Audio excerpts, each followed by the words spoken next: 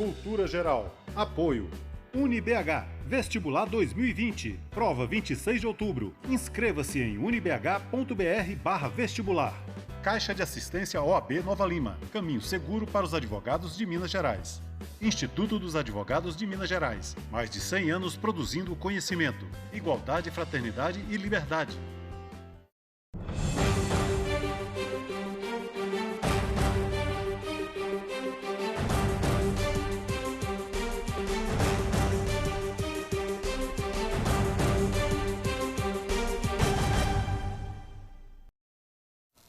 Olá, sejam todos bem-vindos aqui ao Geral. Bom, hoje, como foi feito na chamada, a gente vai falar mais uma vez aqui, para a gente encerrar esse assunto de vez, né, da lei de abuso de autoridade, agora aprovada, né, depois de derrubar os vetos, e a gente precisa só colocar os pingos nos is e falar um pouco desse assunto, mas antes de entrar nessa seara, lembrando aí mais uma vez, eu tenho feito durante essa semana, vindo com alguma peça do corpo rosa, né?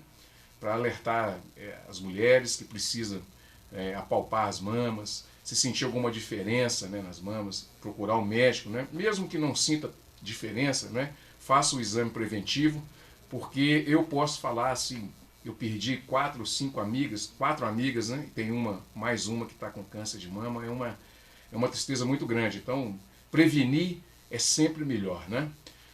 Sejam todos bem-vindos mais uma vez. A gente vai discutir hoje a lei de abuso de autoridade e para isso eu convidei meu amigo e professor Tiago. Professor, seja muito bem-vindo ao Cultura Geral, um prazer te receber mais uma vez, né? Hoje a gente vai tratar desse tema, deixei só esse tema para a gente poder falar. Eu acho que é muito importante a gente falar um pouquinho também dessas novidades, né? Cada vez que a gente encontra tem uma novidade, né? E a gente precisa tratar também de algumas coisas da sociedade brasileira, já aproveitando aí esse momento que a gente está vivendo e já a sua experiência também, não só no campo penal, mas na vida acadêmica também, nas salas de aulas e tal. Seja bem-vindo, professor. Betão, agradeço novamente o convite, é sempre uma honra e todas as vezes que o convite for feito, certamente eu estarei aqui driblando a agenda do escritório. Obrigado, professor. Tive até problema hoje para estar aqui, mas a gente prestigia você e o seu programa e sabe a importância do que esse canal representa para a sociedade de Nova Lima e também de Minas Gerais. Professor, derrubado o veto do presidente, como é que ficou a lei de abuso de autoridade? A lei de abuso de autoridade, vamos fazer uma compreensão dela ampla. Qual é o cenário que justifica uma nova lei de abuso de autoridade? Nós tínhamos uma lei de 1965 com deficiência em matéria de descrição do que era abuso de autoridade. Para um novo cenário, o Brasil de 2019 seguramente é diferente daquele Brasil de 65. Nós tivemos aí uma grande evolução com a Constituição de 1988, que trouxe uma série de direitos e garantias que precisavam receber uma proteção específica. Então, o cenário da nova lei de abuso de autoridade é considerando esse novo cenário de direitos e garantias afirmados por ocasião da Constituição de 1988 e que amplia o leque de direitos e garantias da pessoa. Então, a proposta original previa uma série de tipos penais que criminalizavam condutas que já estão prescritas, já estão indicadas, já estão dispostas dentro do ordenamento jurídico brasileiro como condutas que devem pautar as autoridades. Então, a autoridade, quando prende um cidadão, ela tem uma pauta que ela deve cumprir. A autoridade, quando vai formalizar uma prisão, ela tem procedimentos que ela deve cumprir. A autoridade, quando vai iniciar uma ação penal, ela tem procedimentos que ela deve cumprir. O que a lei de abuso de autoridade trouxe? Ela discriminou, diferentemente do que era a lei anterior, inúmeras situações que refletem um descumprimento por parte desses procedimentos por essas autoridades.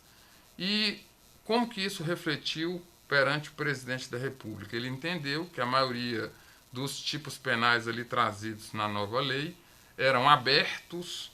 Os tipos abertos são aqueles que admitem diferentes interpretações e que gera algum tipo de insegurança, seja por parte do aplicador do direito, seja por parte do cidadão que deve observar aquelas normas jurídicas.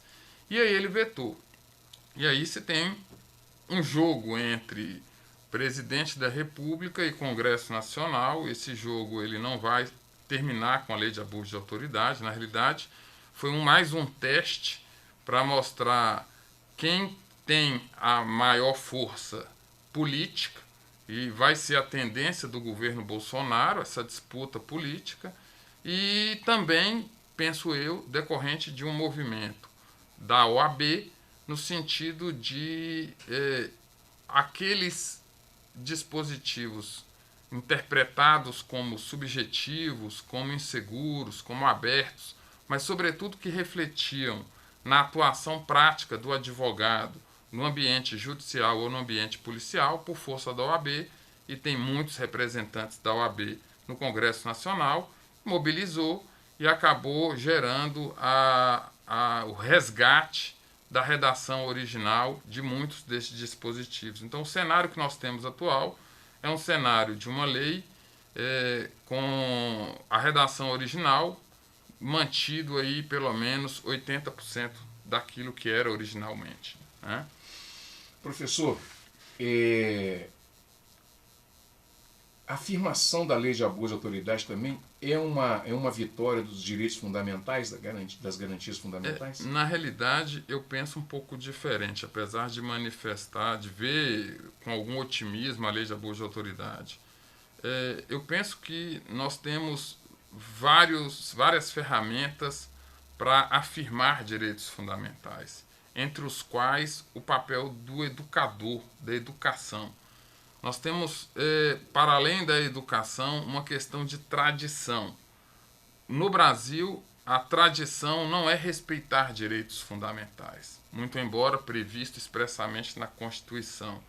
A tradição nossa é a tradição que antecede a Constituição de 88 e que, infelizmente, é um cenário que precisa ser modificado. O processo de modificação é lento. 30 anos de Constituição não foi suficiente, muito embora já se vê ações dando mostra de que é possível uma cultura que respeite direitos e garantias fundamentais. Então, Betão, eu não acredito por si só na força de uma lei. Uhum. Nós precisamos mais do que uma lei para mudar uma cultura. E nós temos vários exemplos na nossa realidade brasileira que mostra que lei não muda hábito.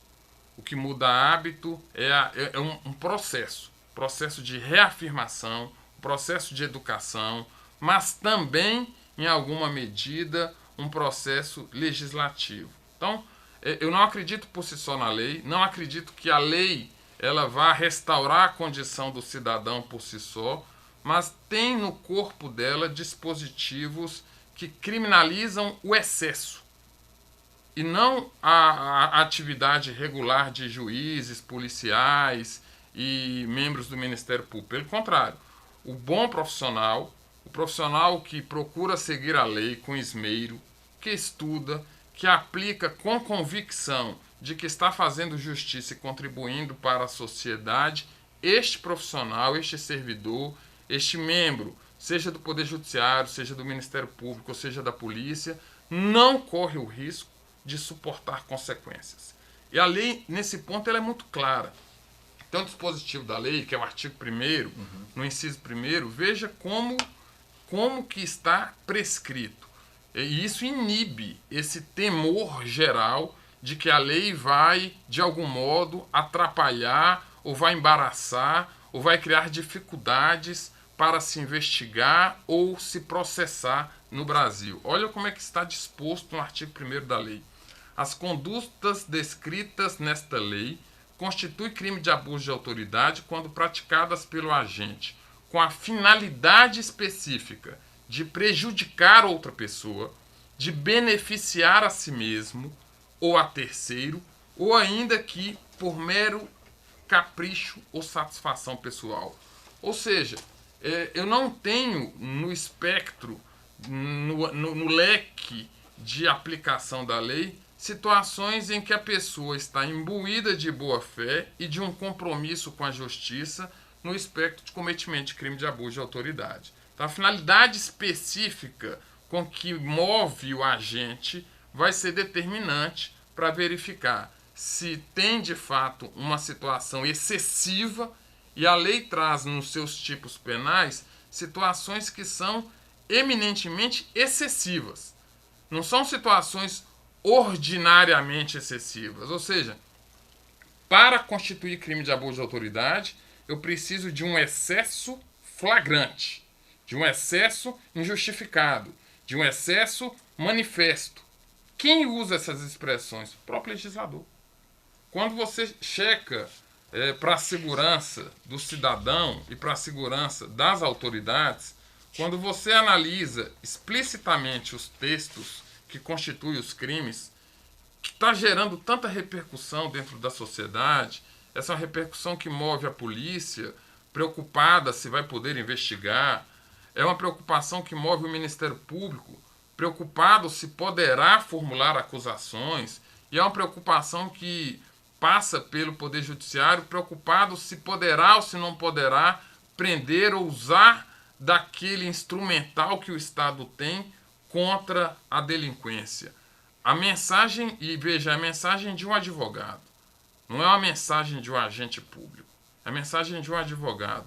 O bom operador pode continuar aplicando a lei da forma que sempre aplicou. A lei de abuso de autoridade, ela não visa a inibir a atuação do bom operador. Afinal de contas, perceba, a lei é de abuso, e abuso é excesso. Uhum. Abuso não é atuação ordinária, não é uma atuação legal, não é uma atuação dentro dos moldes previstos na legislação. Uma outra pergunta, professor. O momento político atual, ele propiciou a discussão sobre a lei de abuso de autoridade? O momento político favoreceu, até porque essa lei, outros projetos já tivemos, e não obstante, naquele momento não se entendeu importante pautar. Nós olhamos, essa lei ela vem num contexto reforçado por você, politicamente, não sei se favorável ou desfavorável, mas vem no momento em que há um embate entre Congresso Nacional e Presidência da República. E esse embate ele vai se perpetuar durante o governo federal enquanto presidido pelo Bolsonaro. Ou seja, nos próximos 3 anos ou 3 anos e meio aí, nós conviveremos com esse embate. Né? Esse embate. Como é que você entende a lei de abuso de autoridade e a Lava Jato? Como é que você entende tudo isso e como é que você casa um raciocínio, não só um raciocínio profissional, mas um raciocínio acadêmico, um raciocínio de professor também, de sala de aula, como é que junta tudo isso? A gente poderia começar, talvez, indagando ao público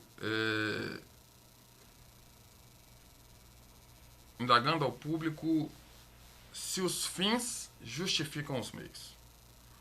Ou seja, se em nome do combate à criminalidade o Estado pode ter uma atuação irrestrita. Eu acho que essa é a primeira pergunta. O Brasil, o legado da Lava Jato foi mostrar, na minha opinião, como estamos mal administrados em alguma medida, seja nas suas esferas públicas, ou em algumas privadas, e como que a corrupção ela hoje integra o modo de viver brasileiro. Então, assim, e é um legado triste, não é um legado que temos orgulho. Isso é efeito da Lava Jato. Agora, a indagação principal, na minha opinião, é se os fins justificam os meios. Se a ciência e a consciência dessa realidade justifica uma atuação à margem da lei por parte de quem é investido da autoridade de seguir a lei. Então, na Lava Jato, ela teve vários excessos por parte do Ministério Público, vários excessos por parte da polícia e vários excessos por parte do seu protagonista, que seria talvez o Sérgio Moro. Esses excessos se justificam em nome do fim maior de proteger o Estado brasileiro? A pergunta que eu sempre me faço: os fins justificam os meios? Uhum. E a Lava Jato trouxe e está trazendo, e o Supremo Tribunal Federal tem votado algumas questões que refletem exatamente isso. A própria figura do delator foi uma figura que foi muito estimulada no ambiente da Lava Jato, por uma lei até então recente, a Lei 12.850, de 2013, e na sequência aí de ano e meio depois, você já vê ela com uma profusa aplicação por parte dos operadores. E é uma lei que, a despeito de trazer alguns procedimentos para a figura da delação premiada, ela não esgotou uma série de situações e deixou para quem esgotar isso? Para o Judiciário. O Supremo Tribunal Federal ontem decidiu por 7-4 que a posição do delator deve vir antes da manifestação do delatado. Essa é uma situação não prevista originariamente na Lei 12.850, mas que intuía-se que assim iria acontecer, porque você olha para a Constituição de 1988 e observa o legislador preocupado com direitos e garantias que não foram objetos de preocupação por parte do aplicador, no caso concreto, na hipótese Sérgio Moro. Então, assim, como que a gente, de algum modo, relaciona a lei de abuso de autoridade com a Lava Jato?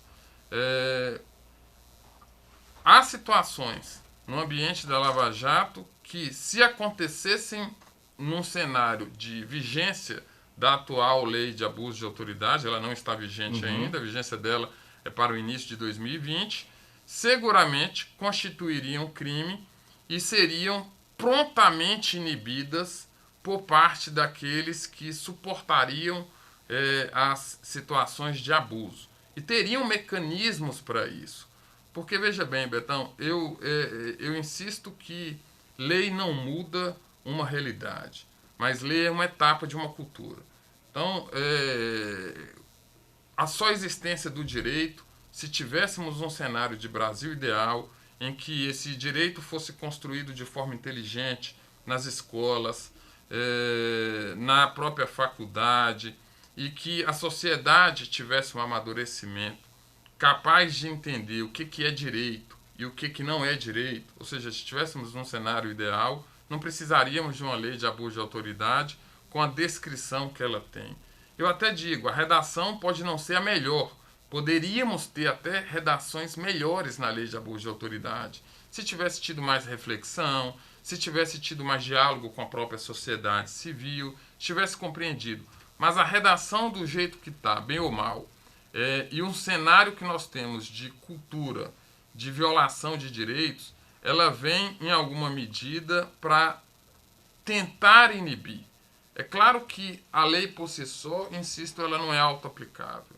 Nós vamos precisar das mesmas autoridades, ou se não de outras autoridades, que são implicadas ou que podem ser implicadas. Quem vai dizer se um delegado violou, se cometeu um abuso de autoridade? É o Ministério Público. Quem vai dizer se foi o Ministério Público que cometeu um abuso de autoridade? Se não, talvez isso passa, seja por uma autoridade da Polícia Civil, seja por uma autoridade do próprio Ministério Público e, no final, pelo próprio Poder Judiciário. Bom, deixa eu fazer um intervalo. Vou fazer um intervalo, tomar uma aguinha, um minutinho só. Daqui a pouquinho a gente está de volta com mais Cultura Geral. Não saia daí.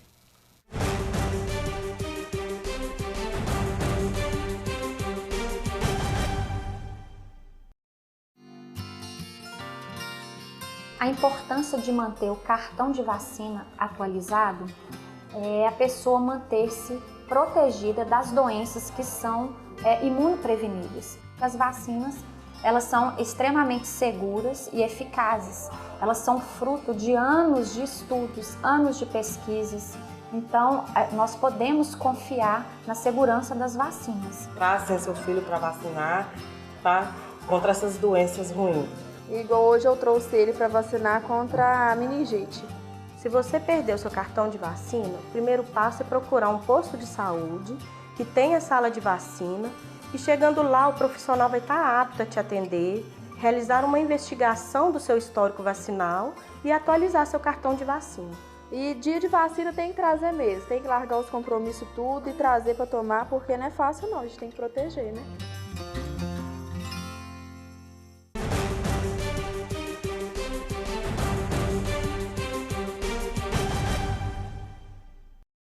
Bom, de volta com Cultura Geral.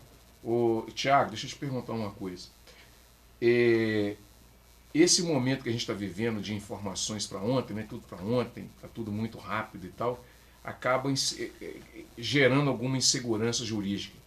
A lei passa por aí também, essa coisa das pessoas estar se sentindo um pouco inseguras e acaba que contamina toda essa esfera também. E como é que as pessoas que estão se preparando hoje nas academias, nas escolas, nas universidades, para assumir os cargos públicos, né, de autoridade, seja como promotor, como policial, como delegado, como juiz, como é que elas devem se preparar para essa nova modernidade da aplicação do direito e também dessa investidura de autoridade que ela vai ser incumbida?